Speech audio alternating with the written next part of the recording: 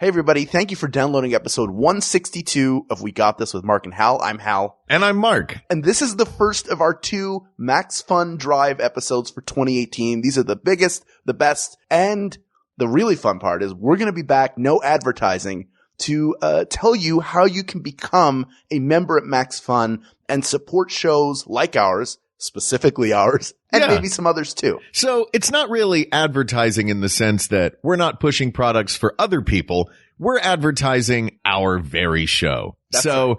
Thank you for listening. We had a great time with this episode. Not that every episode isn't fun, but specifically we had a really great time. Andy Richter was kind enough to invite us into his office to sit and talk about some amazing inventions. So without further ado, please enjoy episode 162 of We Got This with Mark and Hal. Talk to you soon. Hello, I'm Hal Lublin. And I'm Mark Gagliardi. Since the dawn of humanity, one issue has gone unsettled. With the fate of the world in the balance, we're here to settle, once and for all, best invention of the last 100 years. That's right. Don't worry, everyone. We got this. Podcast should have a theme song. Podcast should not have a theme song. Yes, they should. No, they shouldn't. They sound good. Yeah, but people are just going to skip past it. You know what? You're right. We got this. Hello, everybody. We're going to talk inventions. I want to get right into this. Okay. We're here at Andy Richter's office. Hi, guys. Thanks for having us to your lovely home. Hi, podders. Pod people. All you pod people out there. Yeah. Ooh. That's terrifying to think that's who's listening to our show. We were talking, so Brian asked us for the greatest invention of the last 100 years, so we're 1918 to 2018, and Andy, you were talking about the flush toilet. Yeah, we were just before, I was actually, because I thought, is the flush toilet in the last century? Yeah. But, so I just did a quick Wikipedia, but apparently there were flush toilets. There were kinds of flush toilets in Roman times. Right. Yes. So, but like the supposed Thomas Crapper one, I think that's even like, that's even before that. Yeah, something like that. Somewhere there. What about the Japanese toilet? Oh, those are fantastic. Do you have one? I do not. Well, I have.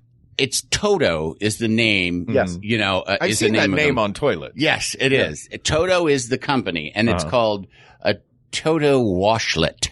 Is the one with the bidet built in. Yeah. And we have a dual flush toilet. Like the eco-friendly. Yeah, exactly. We changed when we moved in our house. We changed all the toilets to the, pee and poo button toilets because they're such big water savers. Yeah. And but we want to redo our bathroom. Like our bathroom is still left over from the previous person who was a lovely person, but designed a stupid bathroom. It was like the stupid. And in fact, we have this really nice big shower that's a steam shower. Yeah. That I didn't even realize. We bought the house and then I had a contractor in doing things and he goes like, "Oh, you got a steam shower." I was like, "We what?" I don't even know. At this moment, I do not know what a steam shower is. A steam shower is, we have a shower. It's like, with a glass door. Right. And there's a button on the wall and you push it and you come back in 10 minutes and it's a steam room. Ooh. Your little shower is like a steam room. It makes right. all these sort of medieval noises as in the wall somewhere, there's a little water heater and then there's underneath there, it has a built-in bench. It's like, tile and it has a bench and underneath there is a spout that so it's really not like if you have a cold, we don't use it a lot, but it is nice if you have a cold or something and just get in there or if you have a shirt that you need to press quickly. That's right. Which is usually my tux for the Emmys. I just go stand in there for a minute.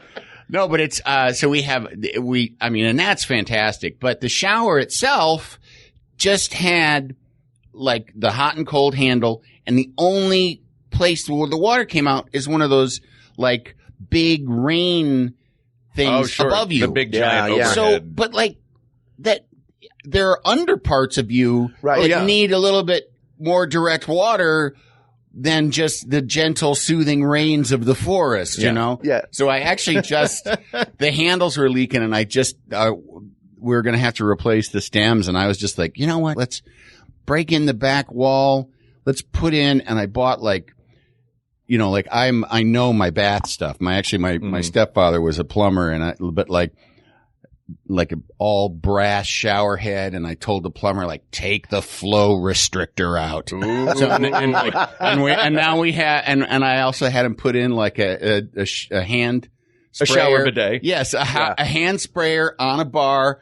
So now I am clean everywhere. Sure. And every day is a joyous pummeling of hot water. That hand sprayer is, every time I have moved into an apartment, the first thing I have done is put in replace the shower head with a hand sprayer. I live with overhead shower heads, and it's like you're never more ashamed of yourself than when you have to watch your crotch in an overhead. Because you have to like do downward dog in the shower. You have to cup run off and like bend and just like, you know, it's just sort of splash, splash, splash. Like like that's what those statues are, where like the little cherubs are bent over. They're just washing their gooch. Washing their ass. That's all that's happening there. It's just that like you're by yourself, and yet I feel shame. I'm the one who like is ashamed, like I shouldn't be doing this. Well, I think, fellas, we have figured it out. The latest invention. They're actually, a buddy of mine hipped me to a device because I saw it at his house in the bathroom, and I thought, what is that, and where can I get one for me and one for every member of my family for the holidays? Is it a squatty potty? The squatty potty is a trip. We've actually talked about the squatty potty on the show before. Right. No, this is a Japanese bidet attachment for a regular toilet. Oh, yeah. That you just sort of clip on. Yeah. You can do that. Yeah, it's basically a toilet seat that you can get, but and it actually just taps off the same water source to your toilet. You can see I know about you do know about these. Now, you said your stepdad was a plumber. You know about these things. Do you do a lot of this?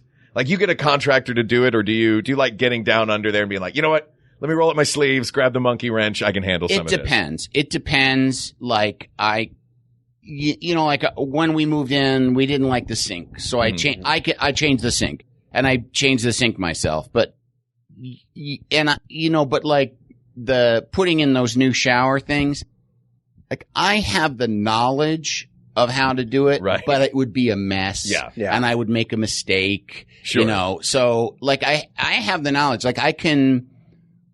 Because I have set them in the past, I've never done them in my own house, but like I can set a toilet, like I can, take out the old toilet and put in a new toilet, and I can install a garbage disposal. Like I've done that in our houses.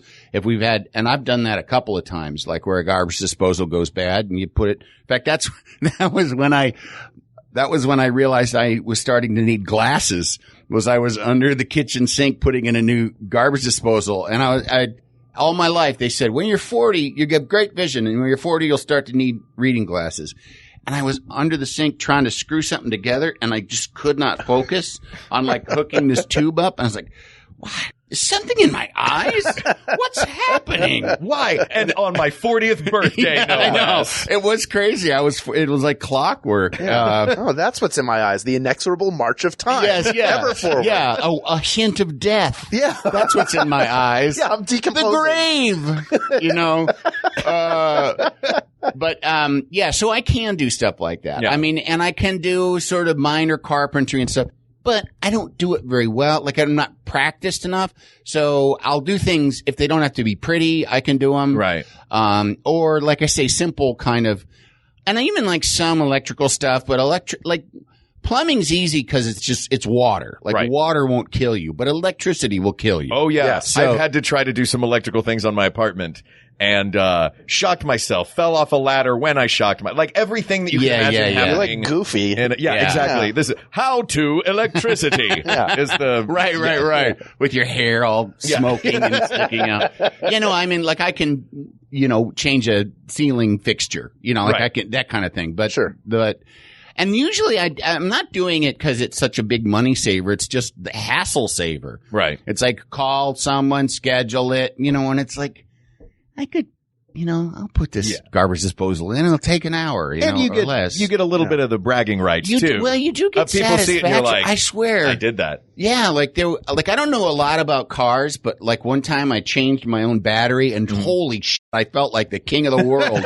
Everyone you knew. I just changed my own battery, All right, well, let's dive into some of these great inventions. We're talking about the greatest invention of the last 100 years. What does that mean? What is it? Because they're inventions that piggyback on other inventions. Yeah. So or they're like, later versions. Right. Is the ENIAC going to beat the IBM personal computer because it was the predecessor? Right. Were there steps along the way? Yeah. Or are we talking about the end product that a user receives that is like, this is the best, greatest version of a thing? Well, and it's also kind of like if you said the smartphone, the smartphone is just basically a personal computer in your hand. Right. So it is kind of like, would it be the personal computer? I'm saying the same thing. Right. I'm just wasting time, basically. That makes sense. That was exactly what was in my mind was the smartphone, because my first thought when the best invention of the last 100 years is, it's easily the smartphone. Yeah. You have a 1,000-person staff in your pocket. Yes. At all times. Yeah, exactly. And an answer to virtually any question. It put the, behind the bar reference book business totally out of business. Yeah. Like, who won the World Series in 1943? Well, we've got this. Remember that in your tavern always had like a couple of reference books for settling arguments. Our reference book was Old Man Duffy. And Old Man Duffy sat at the end of the bar. Rest in peace, Old Man Duffy, who looked like Wimpy from Popeye. Right down to the bowler hat. Oh, really? Oh, wow. yeah. He was Where was this? Duffy's. Oh, yeah. At Duffy's Bar in Gatlinburg, Tennessee. Wow. Old Man Duffy. Wow. Yeah. That may have been the bar from the Johnny Cash song, A Boy Named Sue. Yeah. It may have been at Old Man Duffy's. Wow. But that said, let's see if anything beats the smartphone. Yeah. Right? See, my first thought was television. Right. Yeah, that's what I thought. Yeah, my first thought was television. And and perhaps I'm biased because it's my business. Mm-hmm. But I really do feel like in terms of opening up the world, like truly kind of like giving you a picture of what the world is like. I think that the television probably did it more than anything else. But even like the television is sort of just an extension of motion pictures, in a way, because like in the way that motion pictures, even, like the early ones, you think about like early documentaries, like Man of Aaron or something like that. Nobody knew what the world was like if they hadn't been there, other than like etchings and descriptions. Right. If you lived in Kansas, you didn't know what an elephant really looked like. And then you could go and see an elephant on film, Right. Or photograph, but you know what I mean? It's just like that. It opened your eyes to what the rest of the world looked like and what people from the rest of the world looked like. And I think then, that television just did that kind of in a different way. Well, the thing that television, a more personal, immediate way. Yeah, that's the thing is it brought it into your home. Yeah. It brought all of these things and frequently live. Yes. Because, and again, this goes back to the thing we were talking about before of how far back do you go with an invention? Because, if it's just the idea of an image of what an elephant looks like, then we could, in theory, go back to drawings of elephants. Yes. You know what I mean? Well, not only is it bringing it into your home, but it's in everybody's home. It creates what television did in a way that films started was created a shared visual language. Yeah. Not just a drawing, but it sort of codified this is what things look like. The basic premises that had gone through theater, going all the way back to the ancient Greeks. All of a sudden, everybody could identify them the same in a country and then around the world. And that's what inventions do. One of two things: they either solve a problem or they figure out a way to bring people closer together. And that feels like that's the way inventions go now as a general trend. Right. As bringing people together. Yeah, because we're a global whether everybody likes it or not, we're a global community. Right. The internet brings us together. Films bring us together. Television brings us together. So it would make sense that one of those inventions one of the best invention would fall into that group, or it could be potato gloves, because those things are incredible. Have you seen potato gloves, No, I don't Andy? even know what that is. Potato gloves are rubber gloves that you put on your hand. By the way, when we had this episode in mind, the first thing Hal texted me was like, let's do best invention. Oh, it's potato gloves. Yeah. And I did not bother looking it up for this very moment. Right. If you like magic, have I got a trick for you? They're like rubber gloves you'd use to like wash dishes. Right. But they have little like nubs all over them, like hardened nubs. Mm-hmm. You take a potato, and as you're washing it, you rub it in your hands, and then The peel just comes all off. magically. Wow. In theory, in a commercial it does. When you actually have them, you get a half-peeled potato and you're real frustrated because you feel like it's Did you your buy fault. them off of television? They were a gift when Jennifer and I got married. That somebody got us potato gloves. To that family member who's listening right now, who got you the potato gloves, you're a jerk. Yeah. Or just really cheap. Yeah. I mean, for Christ's sake. Yeah. Was that on your registry? Here's some nice trial gloves. I scanned 4 pairs of potato gloves. We'd like these dishes and potato gloves. Pocket fisherman. And a crock pot.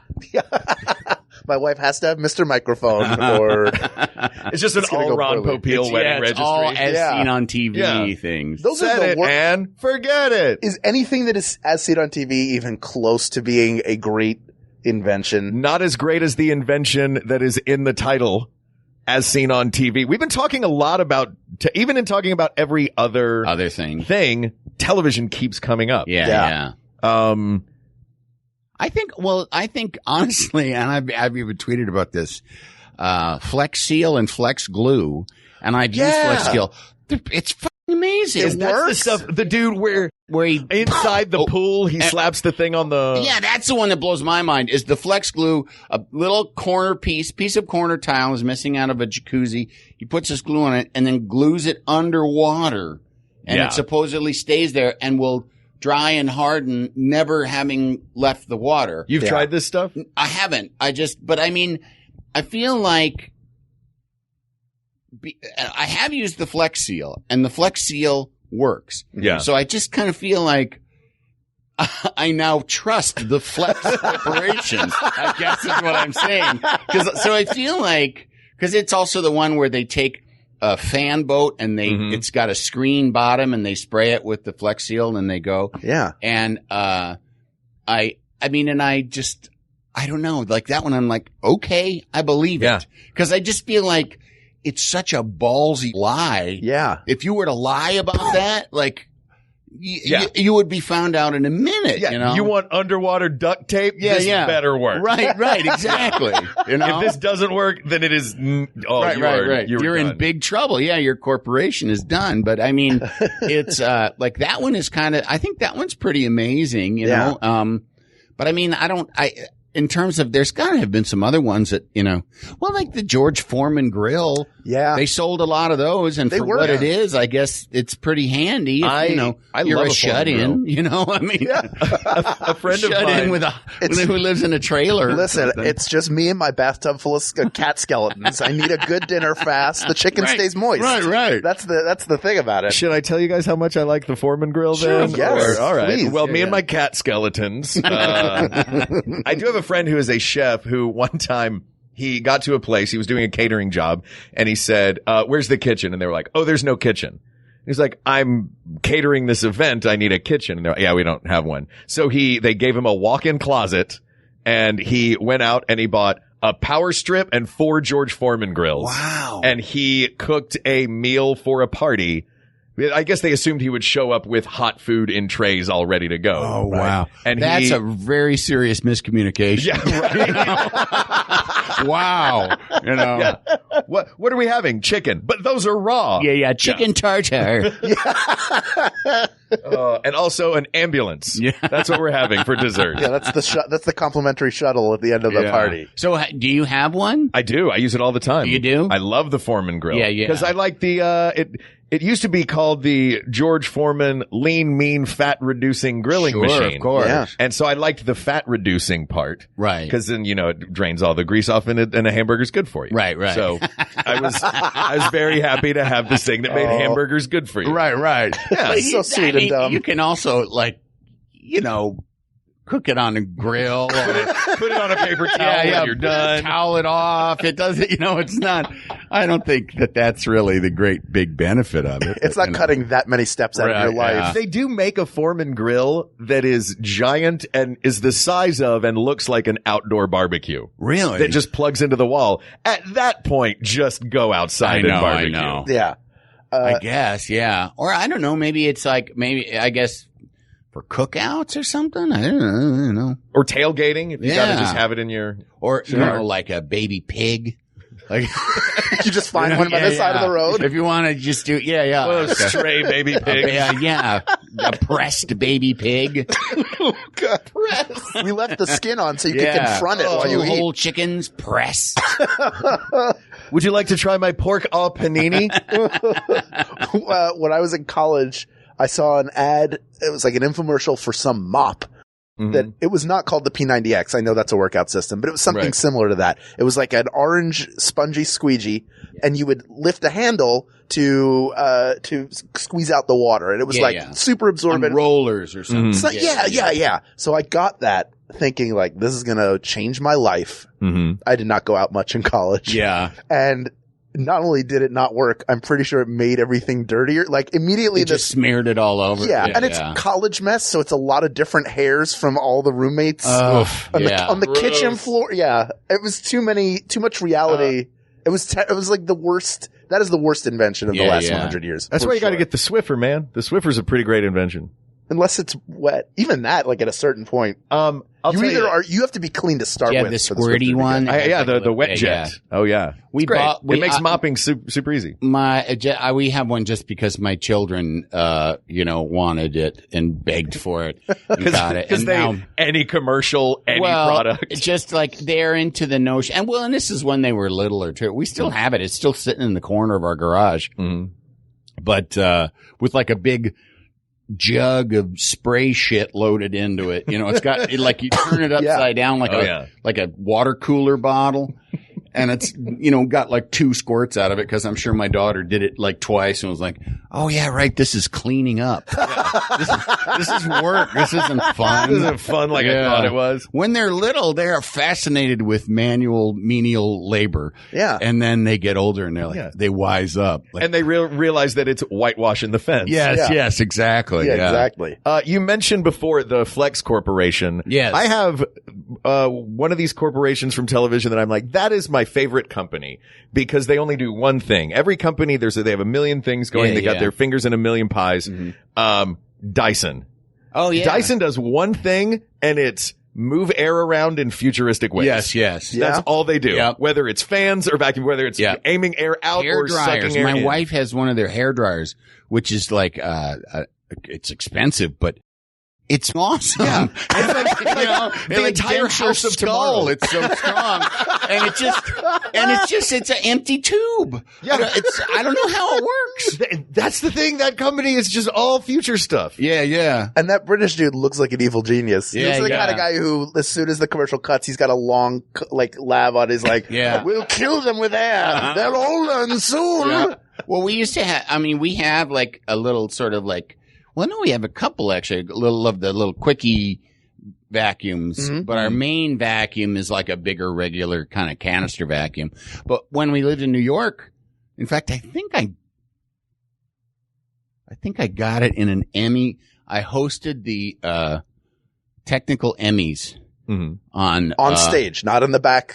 On stage. I was the host of them on Sunday, September 9th of 2001. Because I don't know if you remember, but when 9/11 happened, the Emmys were supposed to be that weekend, and I think they pushed them back a couple of weeks. But I think I got an upright Dyson vacuum cleaner. That was when the swag was still like they didn't charge you taxes for it. Yeah. And it was outrageous. It was outrageous. I got I got a gift card from Bergdorf Goodman for $2,500 Wow. In a gift bag? in the gift bag for hosting it was like the Among presenters other and the things. host. Yeah. Among other things. Wow. Among Yeah. like a vacuum cleaner. A Dyson upright vacuum cleaner, which at the time was like $700. I was just like, oh man, Host these every year. wow. Yeah. But yeah, it was pretty great. But we had a Dyson upright for a long time in New York, and it was fantastic too. It worked great, easy to clean. Like there's no bag shit, to worry about. Yeah. The only thing wrong with the Dyson company is that supervillain that runs them. Listen, I'm fine with it. Whatever. Look, it benefits us. Right. If I have to knuckle under to an overlord, at least it'll be dust free. That's right. If you're lying on the ground, kneeling, Sure. prostrate. I'll lick your boots if they're clean. Sure. Yeah. These were recently vacuumed. Yeah. I'll tell you what. We're gonna dig into the list to see you pulling it out. Before we do that, let's take a brief break to talk about MaxFunDrive. Sounds great. All right.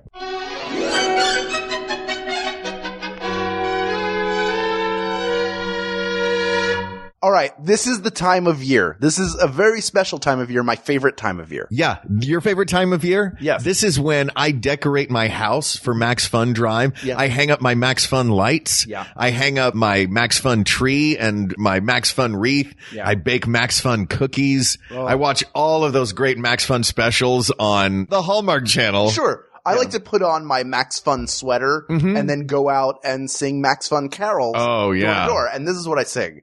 It is the Max Fun Drive. It's time for you to get involved with Max Fun and become a member. Here's what that means. It's a beautiful song. You probably got like lulled in by my singing there. I did. Yes. If you're new to Maximum Fun and if you're new to just this show and you're wondering what Max Fun is, that's a network we're on and it's listeners supported. Everything that happens at the network is because of listeners like you who have pledged their support, who have made contributions on a regular, monthly, reoccurring basis. So once a year, we give an opportunity for people to come on board and become members of Max Fun. That's right. Everyone that joins up with us is part of the team. You're part of the family.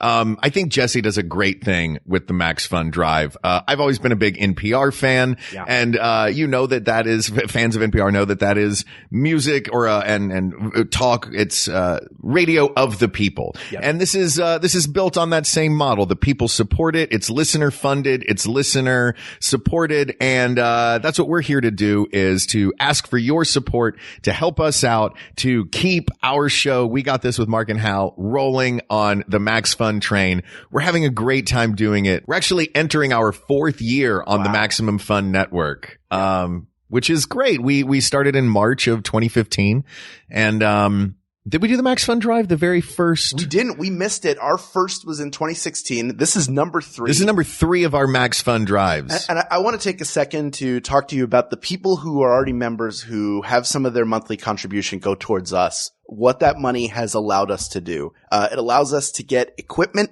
new recording equipment that lets us travel easily, because we also go and do live shows. And the money that comes in from contributions allows us to do that as well. The software that I use to edit the show every week, that's paid for by contributions from MaxFunDrive. If you listen to one of our early episodes, specifically where we talk about the best Disneyland rides, Yes.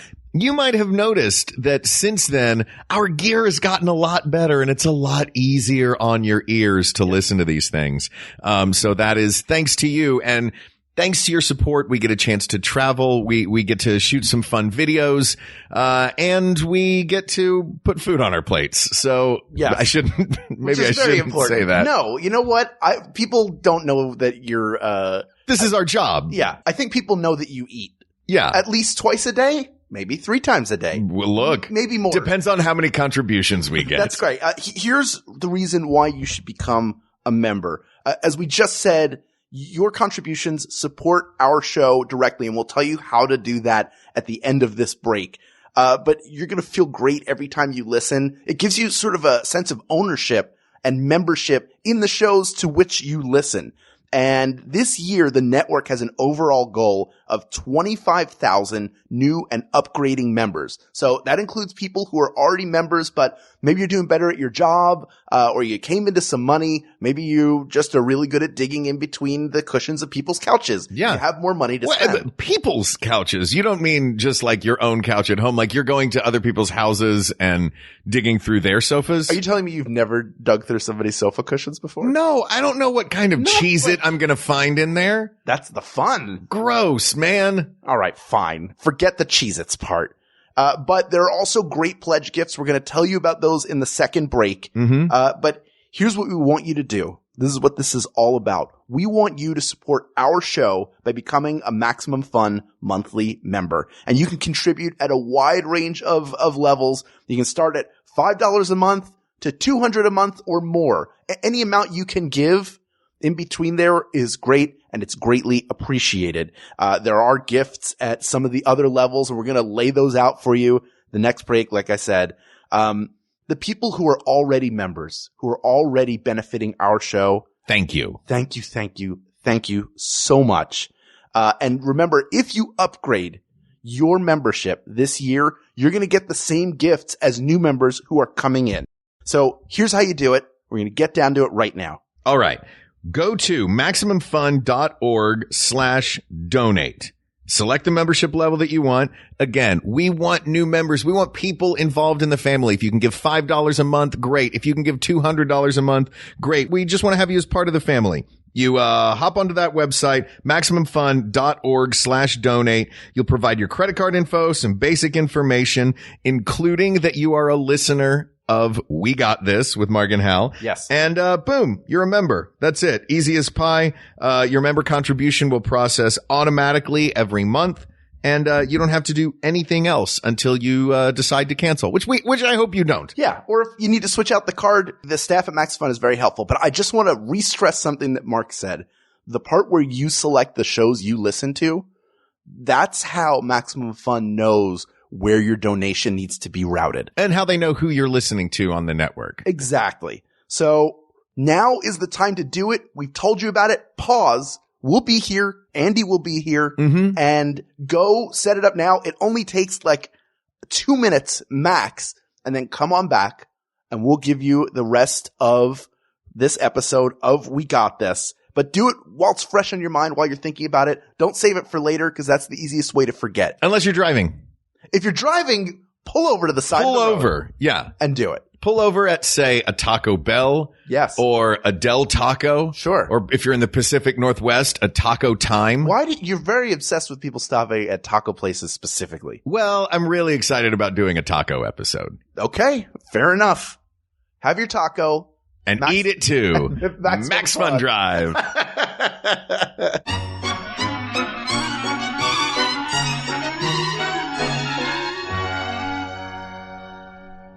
All right, Mark, what do we got on the list? All right. So I've got this list put together by our wonderful researcher, Kate McManus, in front of me. And really at this point, it feels like what's going to beat our front runners that we've already been talking about, which is the television, the smartphone, and Flex Seal and the Squatty Potty. Right. Is that the full list so far? Yeah.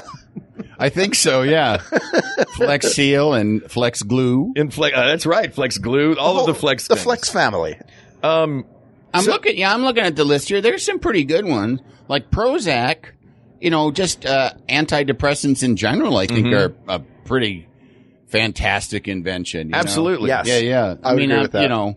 There's people, I've been on antidepressant medication for a million years, and there's still people who will, when I talk about it, will be like, well, do you think you're going to be on them forever?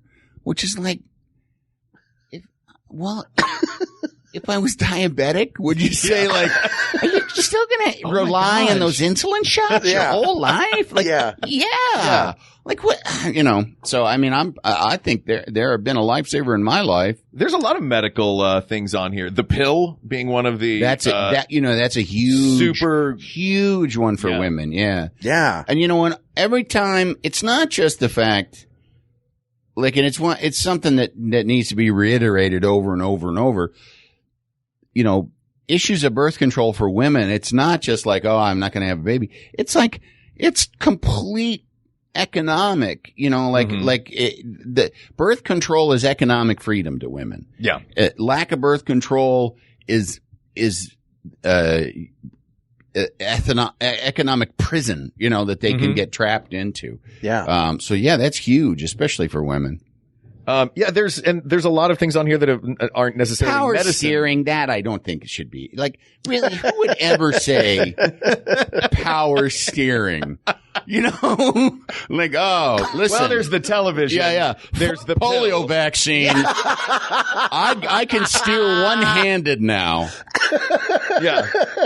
You know what? Who needs a pacemaker from 1960 when in 1968 Post-it notes were invented? Yeah, Post-it note. She must have just put that in when, It's just a list. She's got to pad the list out. We don't need to figure out the genetic code when there are waffle-soled running shoes.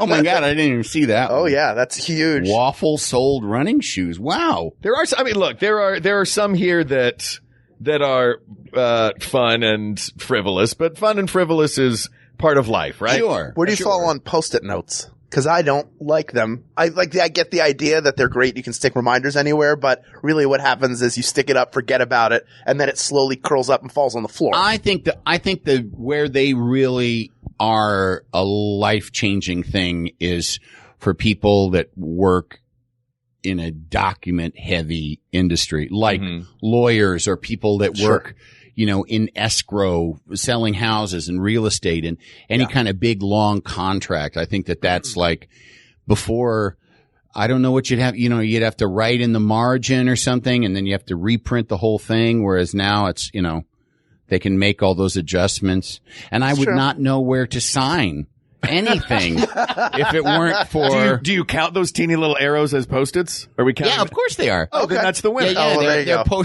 that's it. We found it. Teeny little arrows. Thank goodness. That mean I was don't have thinking to about read it a wrong. contract. Yeah, I was thinking it was the notes like "get milk," and then that disappears. No. But It's just the little one that says "initial here." Yeah, initial here. Yeah, because otherwise, I'd be,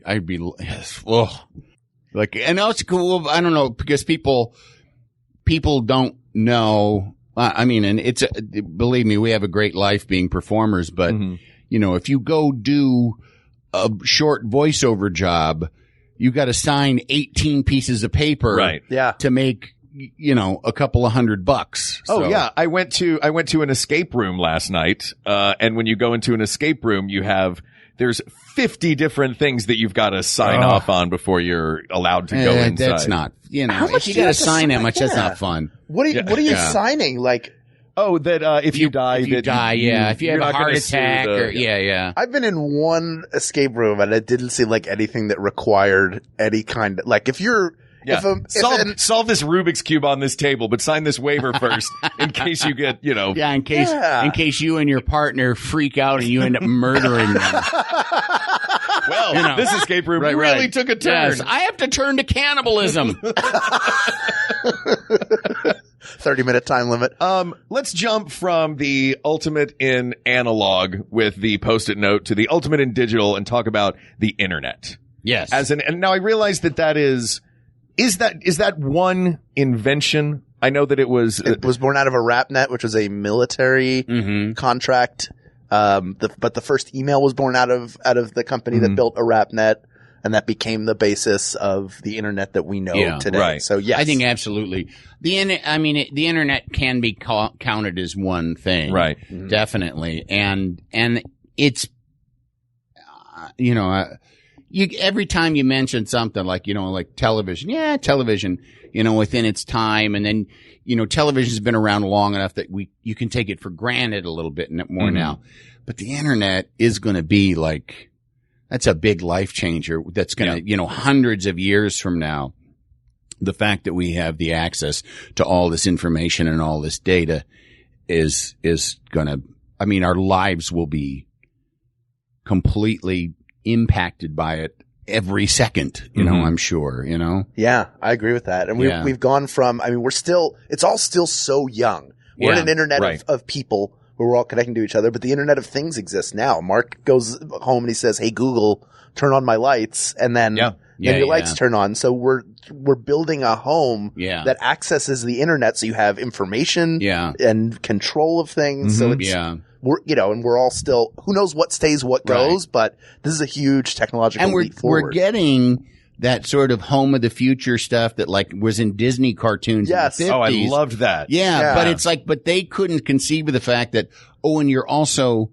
connected in this way to every book in the world and, contacting other people, in any way. I mean, I really do wonder, like, what's a smartphone going to be? I actually I was at here on the lot, there's a Starbucks in the kind of gift shop thing. And, I got a coffee there this morning, and as I was leaving, the line had gotten long, and it was kind of funny looking where it was just, there's 12 people in line and they're all just looking at phones. Like it looked like they were in formation of some kind. Right. And I do think, like, what is cause it's, there was a Palm Pilot, or there was flip phones and there was a Palm Pilot, and now it's this box in your hand and it gets smaller and smaller. Like, what's it going to be in 30 years? Like, is it going to be like a chip that we have put in our eye that we can like see it holographically in front of our eye, Yeah. I don't know if you can, I mean, there are certain things that you can't beat. Yeah, I mean? It's tough to beat a little thing the size of a deck of cards that tells you everything in the world. Right. And you mentioned this line at the coffee shop. I guess, of course, we're gaining more than we're losing, but how much are we losing in doing this? You're not, listen, those people standing in line would have been standing in line. Right. That's like an instance where now they're reading, they're contacting, they're in conversation with other people. Right. The notion that there's such a curmudgeonly anti-internet, anti-technology kind of thing.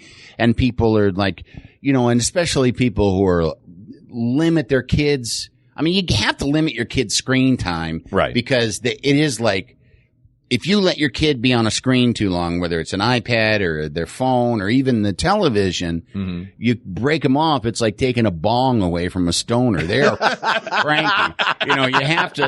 You do have to limit it because there is moderation involved. But like when people, like my kids know so much because of the internet. My son knows so much he's interested in a lot of Asian culture and a lot of Asian food. He's really big into food. He'll come out and like wing some kind of cold Thai soup that he just found on the internet. They just found on the internet. And he just kind of like remembers sort of what the ingredients are and comes out, and it's fantastic. And it's like, that's not a kid being isolated. That's a kid being like expanded in a way that he never would have been expanded before, Absolutely.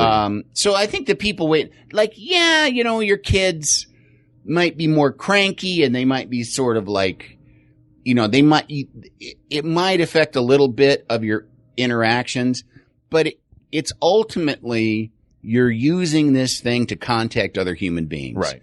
It might be a little weird. Like there might be people that like, interpersonal, conversations, make a kid take a train trip with another kid for 2 hours, like I'm sure that they'll be, and without a phone, they'll be jonesing for it, but they'll figure out how to talk to each other. Yeah. It's not like they'll be like, I don't know. Yeah. Sure. How does mouth work? So I think it's all a lot of, and I think of it in my life, people shit on Twitter a lot, but I'm 51 years old.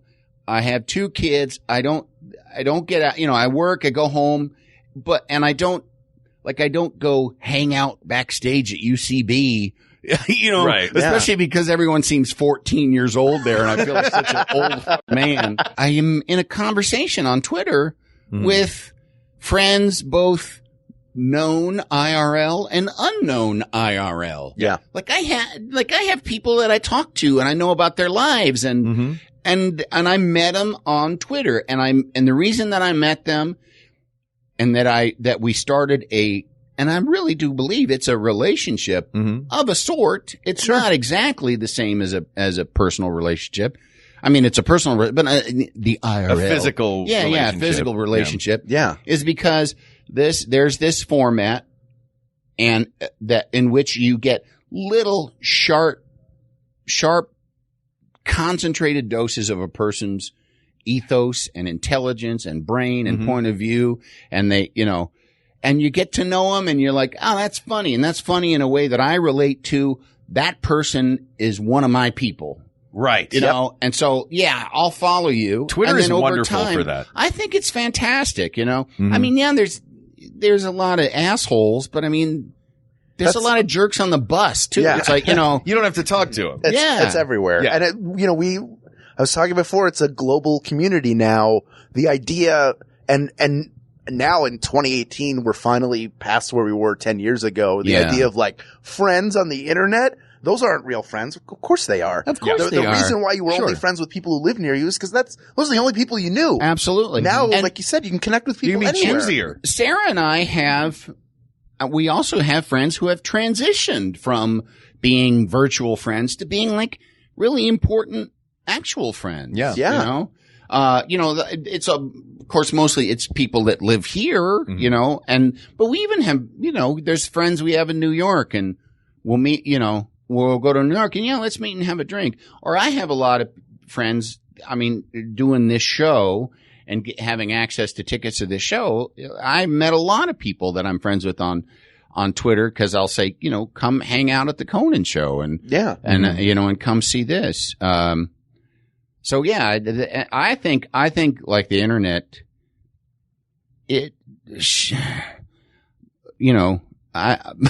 that's why I like Black Mirror just fine, but sometimes I just feel like, oh, calm down, Mary. Jeez, it's, good Lord, it's not all horrible. A lot of it's pretty good. There's good stuff in the internet. Yeah. So, Well, people, when people don't understand stuff, they just want to here's everything that's terrible about it. And it's not perfect, but like we said, we're starting out, we're still figuring out how to use it. It's only now in the last 10 years become an everyday, everybody has Facebook. Most people have smartphones. Yes. Everybody emails. Those things are becoming commonplace, and we have to figure out the rules of engagement and what's the social contract, all that stuff. I think it's just, there's a continuous generational curmudgeonliness because I'm sure there were old farts who, when people started riding around in cars, were like, it's going to ruin the fabric of society. Yeah. You're getting places too fast. Right. And it's like, no, it didn't. It didn't. We'll always be this. I mean, even, when we're flying around in our own pods, we're still going to be people. We're still going to relate to each other in about the same kind of way. Yeah, we have to. It's something that we crave intrinsically. Yes. It's some connection. We're still going to be the same kind of ape. You know what I mean? It's it's regardless of what tree we're swinging from, we're going to be the same kind of ape. We'll still be apes. Yeah. There's something fun about the entertainment industry and the internet as well, because it feels like, I remember just in how fast everything's going.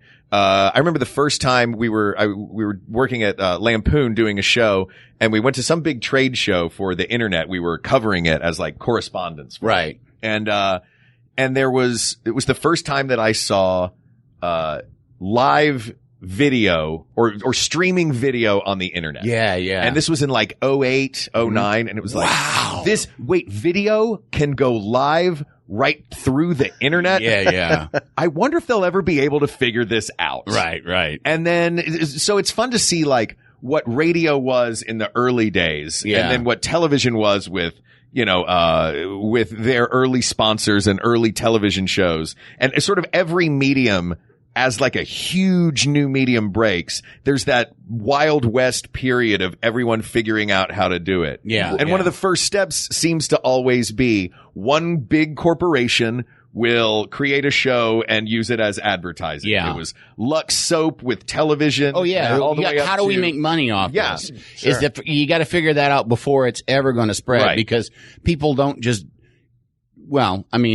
I think generally people don't. And I think we're still pretty much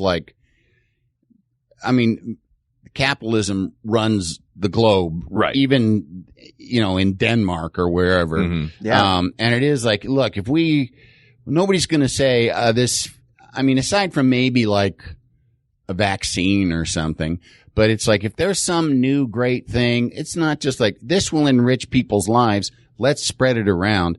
It's like, I'm not going to spread this around unless I can get rich off it. Right. This transformative technology, I got to get rich off it, or have sex from it. Like it's always like I was amazed when the apps came out that were sort of like that, when there was, first of all, apps. We just take it for granted now. And then, but like it's within like not too long ago where it's like it's an app. It's like its own little thing and it does this. And, but when there were apps where it's sort of, you can connect with people, around you, where your phone and someone else's phone can kind of be like a data walkie-talkie where you can talk to each other. Mm-hmm. Yeah. And one of the first ones, Grindr, Tinder. Like, it's like, Of okay, course. listen, that's great, but how am I going to get laid off of it? Yeah. I gotta, or for that matter, it's always hilarious to me. And it's still, probably the case. I went there, I did a remote from there a million years ago on the old late night show, but like consumer electronics show. Mm-hmm. The bulk of it is porn. Like it's like Really? really, like truly. like on the convention floor. It's in a separate, it was in a separate thing. Like when I was there was, the convention is in one little room. Yes. And then there's the annex, which is the actual convention center. There's the quote unquote legit stuff is in one room and all the new technology. And at this time it was in the Aladdin. It was in like the back of which is really shabby.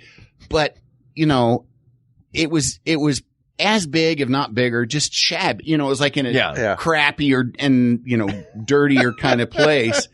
And it's the same thing with like, people who are anti-porn. It's like digital, like downloaded television, pay-per-view television. Right. Far and away, the majority of it is porn. It's porn. And like all of the great technology in the last 100 years has either come from the space race or porn. Or the desire to jerk it, Yeah. CES would be like, the main area would be like, we've got a curved plasma television, and then you go like the back of the island, they're like, this hoverboard will give you a hand job. Yeah. We figured out a way. It's like a Stark Expo of sex where they're like miles ahead. Right. Yeah, you see the curved television in one room and the curved television with a hole in it. And then Me and Mary Hartman are having a great time. I love it. Mary Hartman. But that's why you say her name twice. let me posit this to you guys. It sounds like we have a couple of things. We've gone over some amazing, ridiculous things. We've gone over a few great medical things that have really shaped the world, but it seems like the two things that we have landed on as really shaping the globe and the best inventions of the last 100 years would be television and the internet. Yeah. What do you say we take one more quick break to talk about Maximum Fun, and then we'll come back and we'll decide between those two which one is the ultimate winner. Sound good? sure. Yeah, sure. Why not? Great. I mean, we're here. Right. We'll be right back.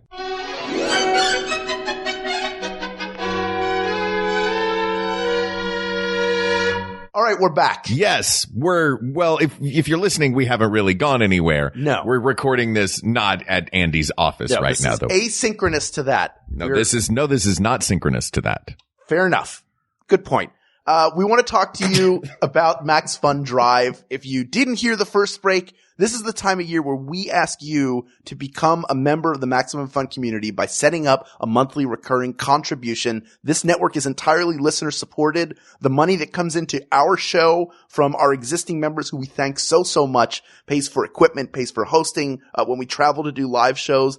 That's what these contributions allow us to do. So if you're brand new to the show or brand new to the network, this is your chance to jump in and get involved. Yeah, when listening to podcasts on the Maximum Fun Network, you might notice that we don't take big, long commercial breaks where we are telling you all about assorted products like the head blade. But what is the head blade? Oh, it's like it's a pad that goes on your hand and shaves your head. But we're not talking about it. I'm very interested in this product. Only because I just saw Red Sparrow in the last couple of weeks, which I'm embarrassed to admit. Oh, does she shave her head in that? Something like that. You'll see. Does she get scalped? You'll see. Oh, I don't want to ruin it. You know what? I probably won't. Yeah, I'm just going to go see Black Panther again. That's what I had that thought sitting in the movie. I was like, let's just go watch Black Panther again. But, cause you know what Black Panther would do? What would Black Panther do? Black Panther would support the show. That's right. And set up that, cause, he could do it at as little as $5 per month. Or, because Wakanda is very rich and resource rich. As we just found out, Wakanda has a lot of money. Yeah. What would Black Panther get if he joined, Max Fun? And specifically, we got this at the $5 a month level. Well, he would get access to exclusive bonus content from every single show on the Max Fun network. Every show has put together a special episode, and Black Panther would get to hear all those, including ours. Every show? Every single show. Wow. Yeah, all of them. What is We Got This offering as our bonus content show? If you want to know what it would be like if we conducted a clean slate live in a room full of children. Guess what? We did it. And guess what? It went off the rails pretty quickly. Immediately off of the Thomas the Tank Engine rails. It fell, was gone. But those kids were in charge and they schooled us. Yes. Thank goodness. So let me ask another hypothetical question. Go ahead. Let's say I'm the king of Wakanda. Yes. Also known as the Black Panther. Yes, Black Panther, yes. If I joined Max Fun at the $10 a month level and was a contributing member for We Got This with Mark and Hal, what would I receive? I'm glad you asked. Not only do you get what's at the $5 level, here's the great thing. As we go through these, you're going to get everything that came before. Mm-hmm. So Black Panther's rocking that bonus content. It's going right into his cat ears. Mm-hmm. So you can hear it. Does he have special earbuds inside that head? He's got to. Well, ask Tommy Hackey. He built the Oh, that's Stooms. right. We'll ask him. And then at $10, he would get a Drive exclusive enamel pin designed by Megan Lynn Cott. There are brand new designs because we did pins last year as well. Mm-hmm. And Black Panther, we didn't know about Wakanda then. So now he's a member. He can get this year's pins. Our pin I love. It's a blue ribbon like you get at a county fair, and it says World Class Decision Maker. And you know what? If you're the king of a super technologically advanced country, then you probably need to be a world-class decision maker. Exactly. And this is the kind of pin that will let the rest of the people of Wakanda know that Black Panther is a world-class decision maker. And in the same way, this is the type of blue ribbon pin that will let your friends and family know that you are a world-class decision maker, whether or not you are from Wakanda. Mark, let me turn this around now. Okay. Let's say I'm Prince T'Challa, now the king. Okay. Okay, I'm trying to peacefully rule and bring my country into the global scene. Finally. As Black Panther. Sure. What would I He spent a lot of that movie not wanting to do that. Yeah. Let's say I want to take some of that vibranium money I got lying around. Sure. And what I want to do is become a member at the $20 level. So I'm setting up a $20 recurring contribution. What do I get? Let me ask you this. Yeah. Your Majesty, King T'Challa of Wakanda. Wakanda forever, yes. Do you like to cook? I do. Very much. Do you like checking out new recipes? That's what I love. I just like to open the book to a random page and make that. Oh, good. Well, guess what? For $20 a month, you can have the Max Fun Family Cookbook, lovingly curated for you by Max Fun hosts. This book contains dozens of recipes, from cocktails to desserts and everything in between, from the hosts and people involved with each of the different shows. We have a recipe in there as well. Yes, this is true. So, Your Majesty, I know that you probably need a lot of carbs. Yeah, so one of the things that you can make is delicious sugar-loaded cookies. I love sugar-loaded cookies. Oh, and guess what? You can make them in fun shapes because you're going to get a bonus set of 3 beautiful space-themed cookie cutters. I love space too. Right. My goodness. This is a great time to be the king of Wakanda. I tell you what, let me ask you this. Wait, hold on. I always eat all the food I make. Mm-hmm. I don't like to put it away afterwards. You know why? Why? I never freeze. What would I get at the $35 level? Don't delete that. It's so good. No, I won't. What would I get at the 30? I'm glad you asked, Your Majesty.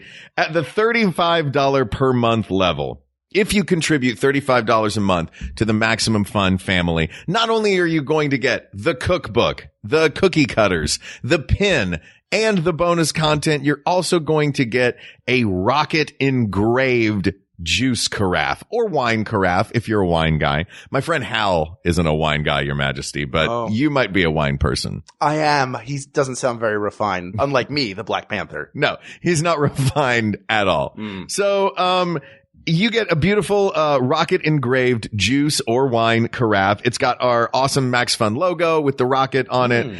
It's going to be the hit at all of your parties or at your lemonade stand if you are Hal Lublin, who doesn't drink and are just holding a lemonade stand because not enough people contributed to the Maximum Fun Drive. That sounds very depressing. I'd like to avoid that as the Black Panther. I would like to help. We got this. Specifically, how would I do that?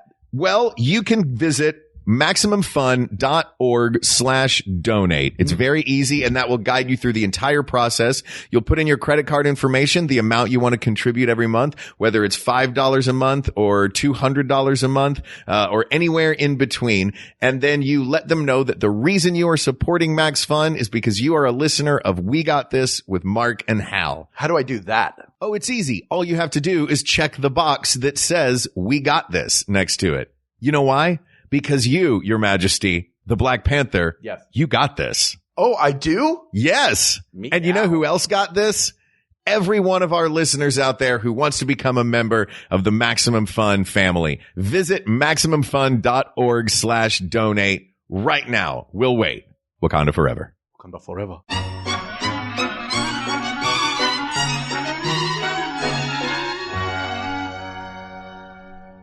All right, we're back. All right, we have our two finalists for the greatest invention of the last 100 years. Television and the internet. Yeah. Whew, it's tough. It is tough. Yeah. I think it's the internet. I vote internet. Yeah, the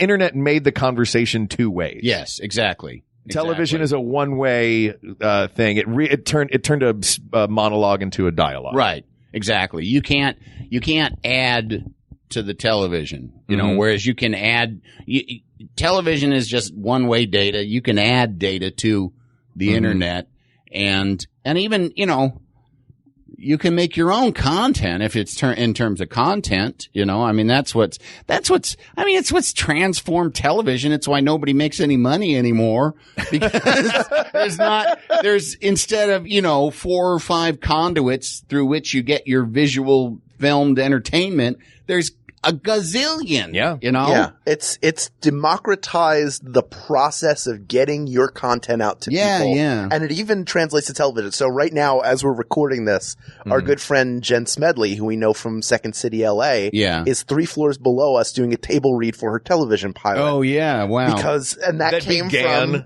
internet videos. Show. Now they tour. Wow. They do this. Night Vale went from being a podcast to touring the world. They've got a television deal. You know, all these things are happening as a result of the internet. Crazy Ex-Girlfriend. Yeah. And I mean, and some of the stuff that gets elevated is kind of like, well, okay, maybe go back to YouTube, you know. Right. Not everybody's ready. But like Crazy Ex-Girlfriend, holy moly. It's wonderful. Holy moly. Yeah, come on. Bring it on. You know? I like that you say elevated because I also still think of it that way. And likely that won't change. That something goes from the internet to television is getting elevated to a place where not only are there fewer outlets, it's not an unlimited Wild West, but also it turns off that two-way conversation part of it. It's like, okay, we've done this for a while where people were allowed to talk back. Right. Now's the version where it's coming at you. Yeah. Well, but it's still,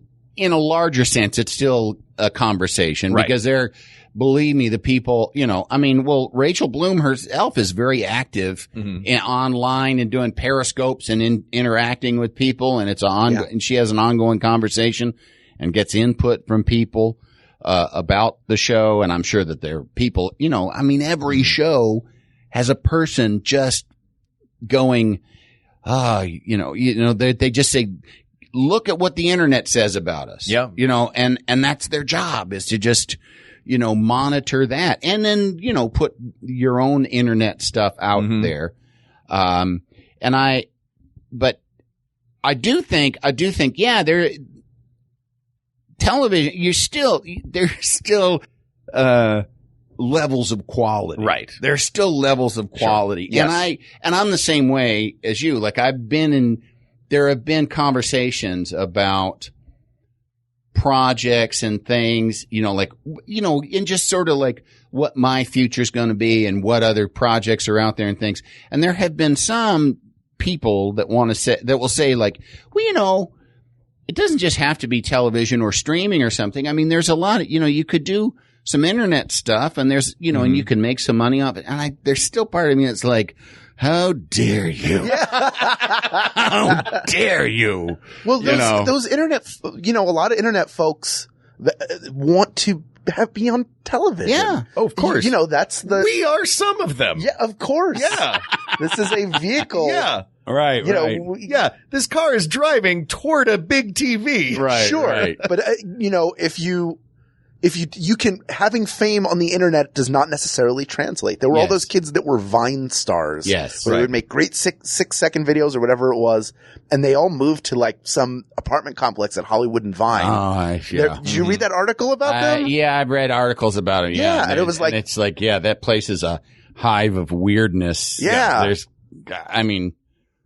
I'll wait till we're off and I'll tell you a personal, not personal, but like, yeah. What you've heard. And it's just because, and I'm not saying because it's something that's salacious, people who are, it's because about particular people that, people might know that I don't want to. Right. We're not here to drag anybody. Yeah. People with families and things that, well, my daughter the other day, she was on her computer and she was on YouTube watching what looked like, kind of like a crappy Disney camp movie, Camp Disney, right. Young actor camp. Was it Camp Rock starring the Jonas Brothers? No, but you know what I mean? It's like, camp over actor. Yeah. Of course.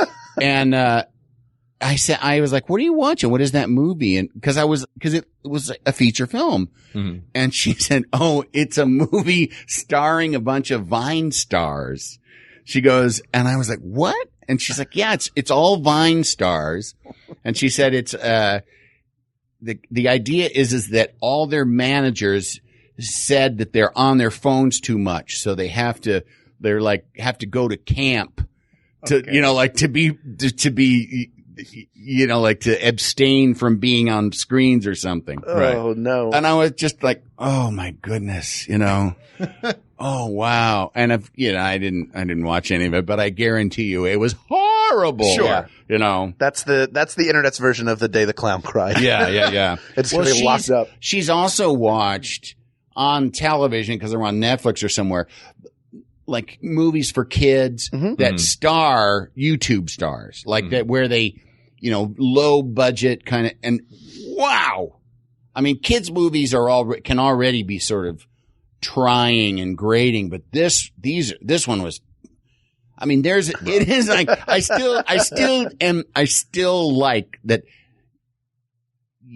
okay, you're on YouTube and that's great, but like, come here, try to do this. Try and be on TV. Try and, really try and make TV level content on a day. Cause, these guys, like one of those Paul brothers that, with the. Oh, Jake, the one that talked to Marco Rubio? Yeah. Or that, that like had the suicide. Oh, Logan. That was that Logan? Yeah. Yes. Well, one of them was, I think it was Logan was doing, after he had to do his mea culpa, he was indignant and saying like, I'm putting out television every day. Like I'm doing so much. And I just was like, oh. Yeah. And there were, I can't remember. I had like some conversation where somebody's like, well, he is doing, an hour of television or 15 minutes of television every day. I was like, that is not television. Right. That is Skype. You happen to also work in television in the most television-y television possible. Yeah. The talk show, like the great big cameras in the studio audience and like everything and is all, and I know it's big and flashy. I know about putting on a television show every day. Yeah. I know about laying track for a train that is running. Right. You know. Yeah. So it's like when like, hey, I do TV. No, you don't. Yeah. You don't. You don't know what it's like. You know. There are people, like you mentioned Rachel Bloom before. There are people who start on the internet who, I don't want to say graduate, but there are, this isn't to say that there aren't great people on YouTube, and there are amazing performers out there.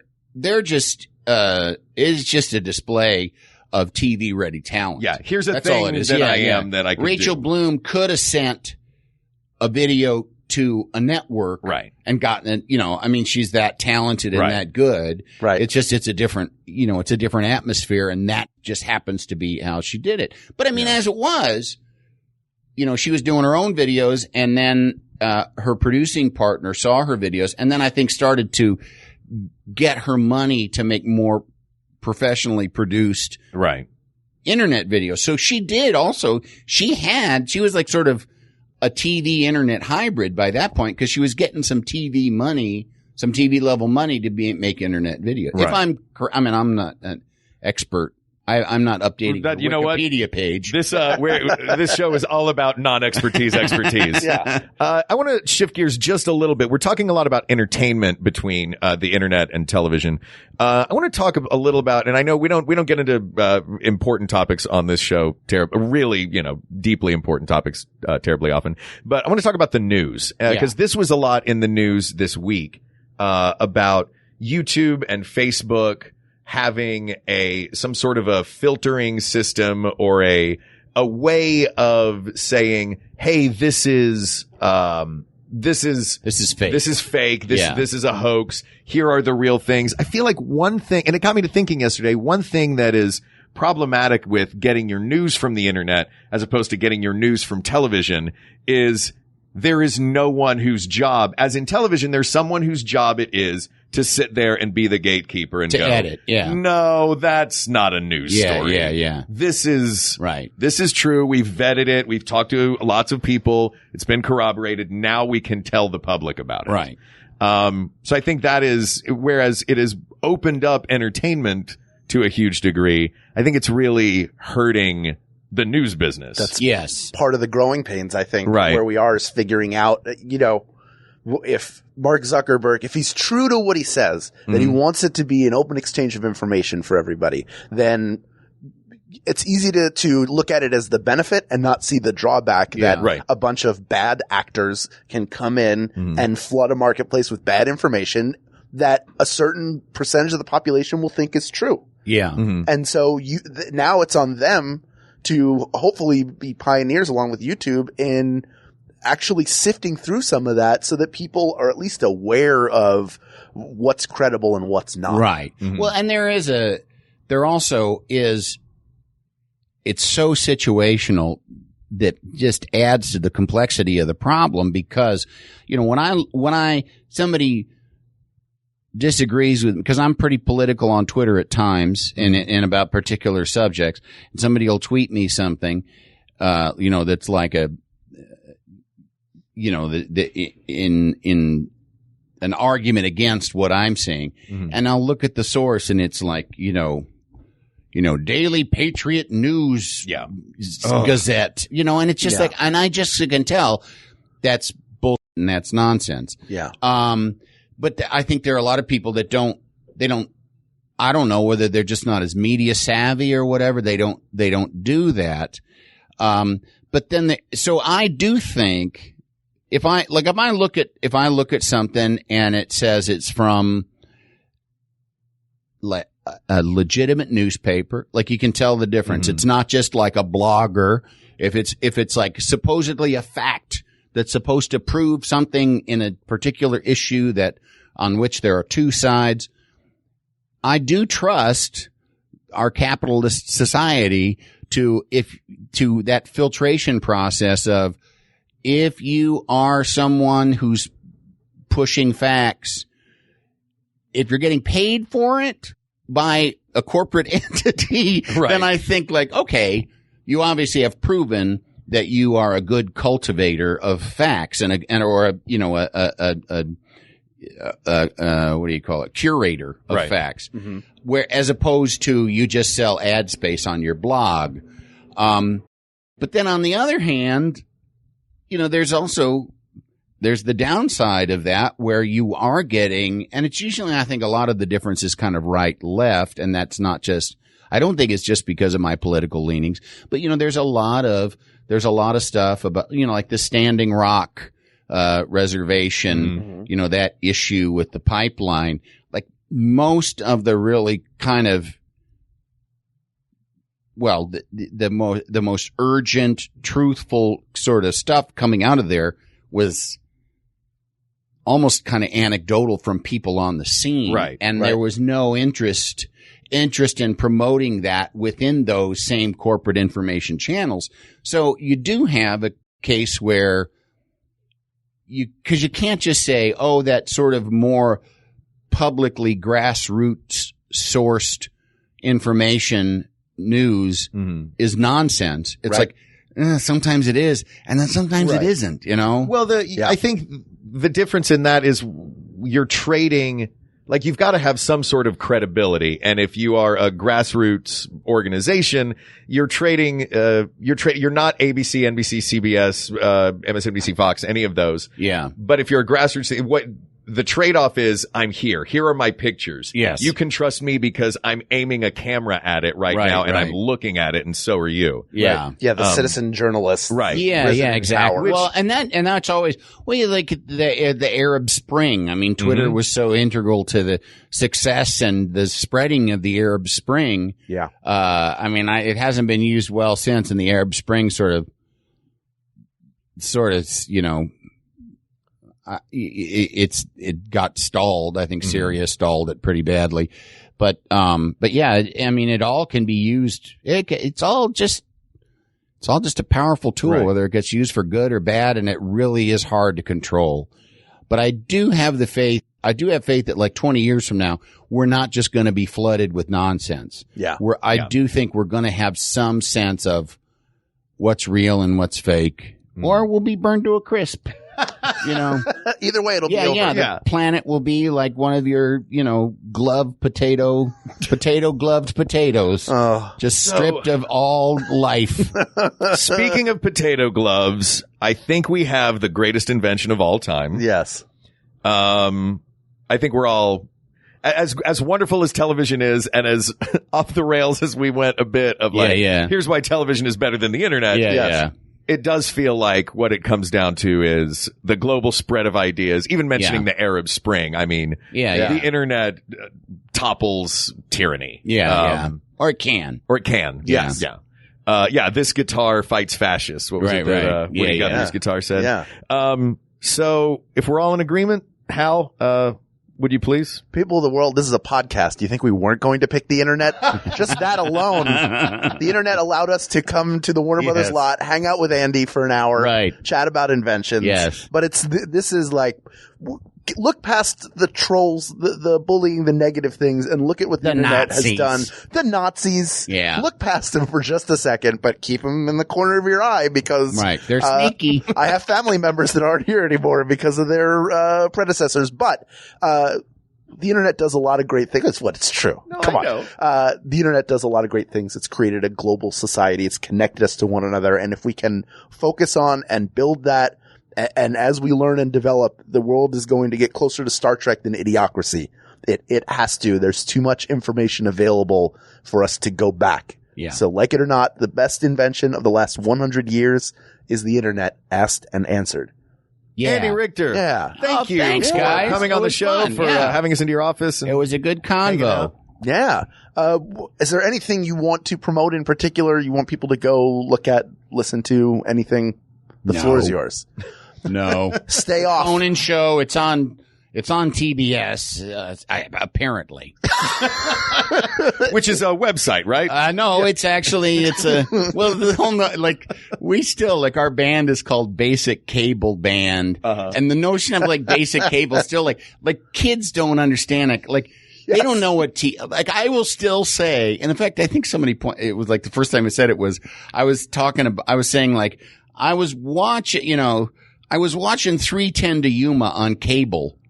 And somebody like made fun, like put in air quote, or in quotes, on cable. And I'm like, I still do talk like, yeah, cause you, when you say. We had an analog childhood and a digital adulthood. It's like, cause to me, that also means I happened upon this feature film. I didn't make a point to sit and watch the whole thing, so it's like, and I don't want, like on a pay channel. But now it is just, you need to say like, I was watching it on TV. Yeah. Or not. I feel like it's like you can get it. Jesus Christ.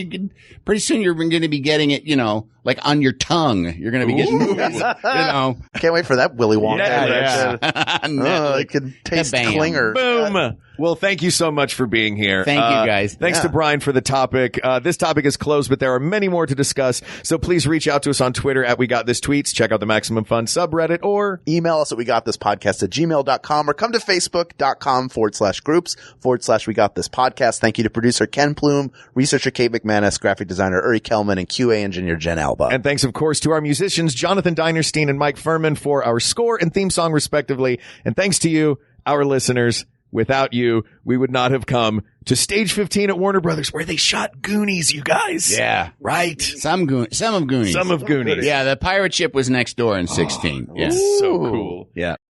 So thanks for listening to the show, as always. For Hal Lublin, I'm Mark Gagliardi. For Mark Gagliardi, I'm Hal Lublin. And don't worry, everybody. We got this. We got this. MaximumFun.org. Comedy and culture. Artist owned. Listener supported.